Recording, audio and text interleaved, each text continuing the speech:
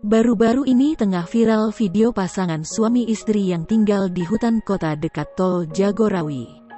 Melalui postingan Instagram @berbagi semangat, terlihat pasangan suami istri ini tinggal di sebuah gubuk. Gubuk mereka didominasi kayu yang sudah tampak kusam. Menurut keterangan di postingan tersebut, Saipullah dan Jamilah sudah tinggal di lokasi tersebut hampir 10 tahun. Lantaran kehabisan biaya, ia terpaksa mendiami lokasi tersebut.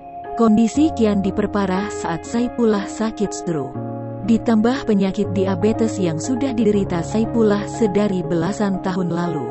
Saat disambangi, jalan menuju kediaman Jamilah cukup sulit dilalui.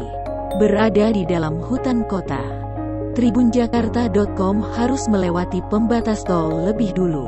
Suami Jamilah dalam kondisi lemas dan telah tutup usia beberapa hari lalu.